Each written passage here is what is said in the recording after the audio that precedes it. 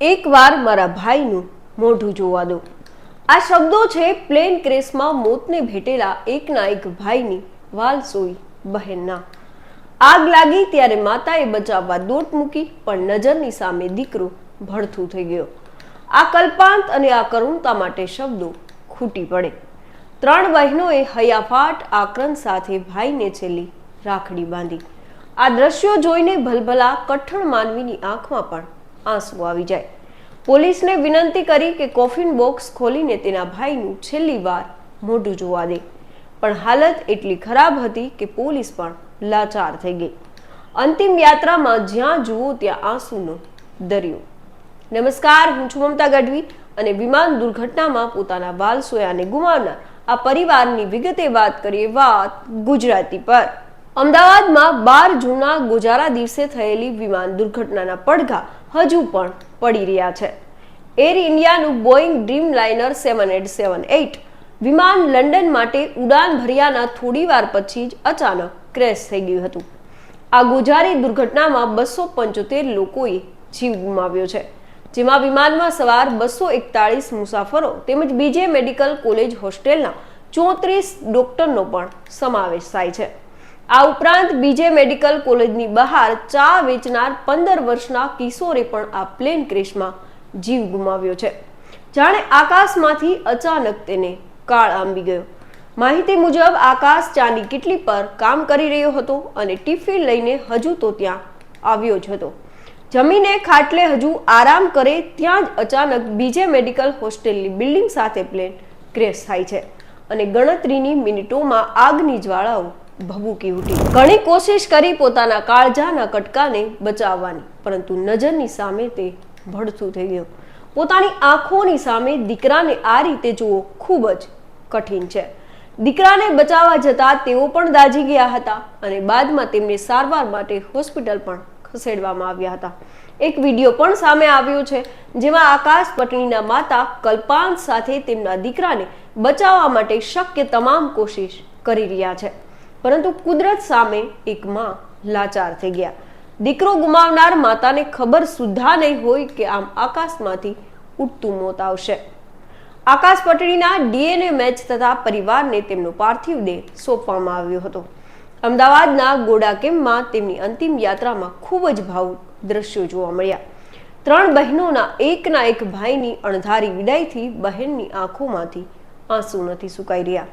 અંતિમ વિદાય આપતા પહેલા બહેનોએ તેમના ભાઈનું છેલ્લી વાર મોઢું જોવા માટે પોલીસને પણ વિનંતી કરી, પરંતુ હાલત એટલી ખરાબ હતી કે પોલીસ પણ મંજૂરી ન આપી શકી.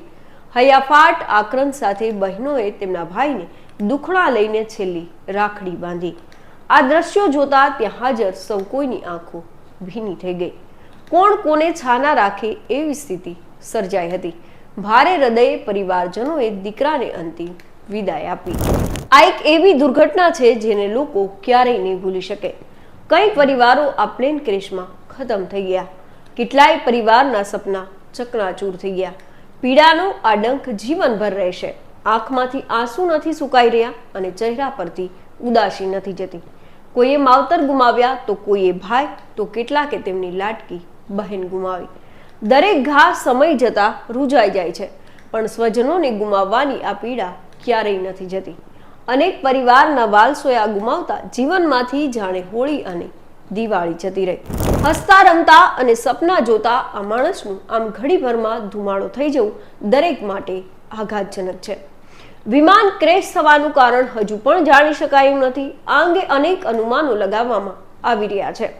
તેવા સમયે એર ઇન્ડિયાના આ પ્લેનના પાયલોટ સુમિત સબરવાલે આખરી સમયે એર ઇન્ડિયા ટ્રાફિક કંટ્રોલને મોકલેલો સંદેશ સામે આવ્યો છે.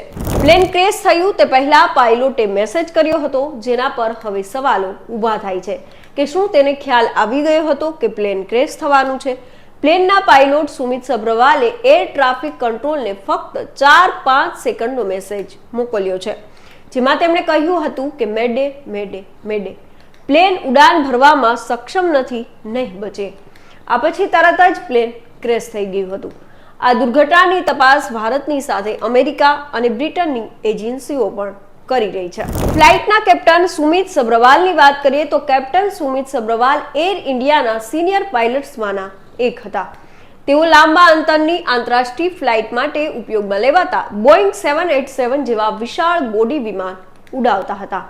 તેમને 8,200 કલાકનો ઉડાનનો અનુભવ છે. 60 વર્ષના સુમિત સબ્રવાલે તેમના પિતાને વચન આપ્યું હતું કે તેઓ તેમની નોકરી છોડી દેશે અને તેમની સંપૂર્ણ સંભાળ પણ રાખશે. સબ્રવાલ એકલા હતા અને તેમના વૃદ્ધ પિતા સાથે રહેતા હતા. થોડા દિવસ પહેલા જ તેમણે તેમના પિતાને કહ્યું હતું કે તેઓ તેમની સંપૂર્ણ સંભાળ રાખવા માટે નોકરી પણ છોડી દેશે. હતભાગી ફ્લાઇટના કેપ્ટન સુમિત સબ્રવાલના એક મિત્રએ જણાવ્યું હતું કે તેમને ઉડ્ડયનનો બહોળો અનુભવ હતો.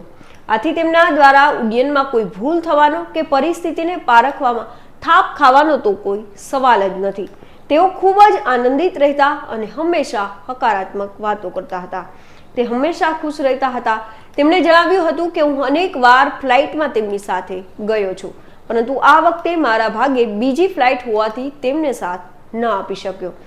એર ઇન્ડિયાના વર્ષો જૂના પાયલટ ક્રૂ મેમ્બર્સના નિધનથી અમને પણ આઘાત લાગ્યો છે. પ્લેન ઉડાન ભરવા સક્ષમ નથી, નહીં બચે, આ આખરી શબ્દો હતા પાયલટના. એરપોર્ટ પરથી ફ્લાઇટ ટેક ઓફ થતાની સાથે જ પાયલોટને અંદેશો આવી ગયો હતો. આથી ઇમરજન્સી મદદ માટે સંદેશ પણ મોકલ્યો હતો. જોકે મદદ મળે તે પહેલા જ આ પ્લેન ક્રેશ થઈ જાય છે. આકાશ પર રાજ કરનાર પાયલટને ક્યાં ખબર હશે કે જમીન પર પણ જગ્યા નહીં મળે. આ વિમાન દુર્ઘટનાએ અનેક પરિવારનો માળો વીખી નાખ્યો છે. તો અત્યારે બસ આટલું જ. ફરી મળીશું વાત ગુજરાતી પર.